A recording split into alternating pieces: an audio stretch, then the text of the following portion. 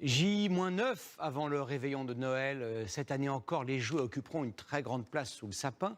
Un jeu sur 4 est l'adaptation d'une licence. En clair, il est dérivé d'un film, d'une série ou d'un livre à succès.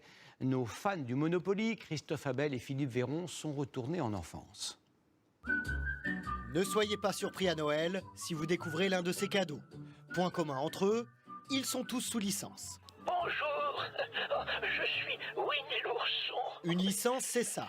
Dans ce cas, Disney a vendu les droits d'utilisation de Winnie l'ourson au fabricant Fisher-Price pour créer ce jouet. Des jouets, des jeux de société, des figurines sous licence, il y en a dans tous les rayons de ce magasin. 1 sur 4 est sous licence. Ce qui est intéressant dans la licence, c'est qu'on va utiliser l'image du super-héros pour l'appliquer sur un jeu que tout le monde connaît. Exemple du Monopoly, sous licence de la Fédération française de football. Vous n'achetez plus la rue de la Paix, mais le sélectionneur des Bleus. S'arrêter dans le stade de Kylian Mbappé vous coûtera aussi très cher. Et l'avantage pour le fabricant, c'est qu'en ayant une licence ici, une licence ici, une licence ici, et là, par exemple, eh bien, il va avoir une visibilité qui est très très grande. Prenons l'exemple d'un jeu de société vendu 30 €.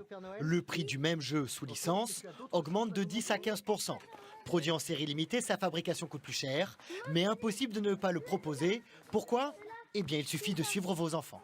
C'est quoi? C'est la Coupe du Monde, c'est France. Bah, comme tout le monde, la Reine des Neiges, je suppose. Ils en entendent parler à l'école, donc je pense que c'est le premier truc qu'ils voient, quoi.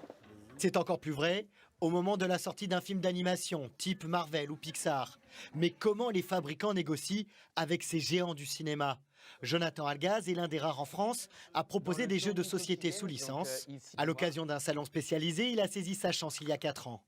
Je suis allé les voir et je leur ai dit, aujourd'hui, je suis en mesure de vous inventer les jeux le plus fidèles possible de toutes vos plus grosses licences. Séduit, Warner accepte et désormais ne jure que par le petit français pour ses jeux sur mesure. Ils m'ont ouvert le monde entier au niveau du contrat alors que j'avais que la France. Donc là, j'ai tous les pays du monde et ils m'ont donné en plus le Seigneur des Anneaux. Donné ? Pas tout à fait. Les licences récupèrent près de 10% du prix de vente. Mais sans licence, son entreprise aurait eu du mal à survivre face aux mastodontes comme Hasbro ou Mattel. En France, la vente de jeux et jouets sous licence représente près d'1 milliard € chaque année.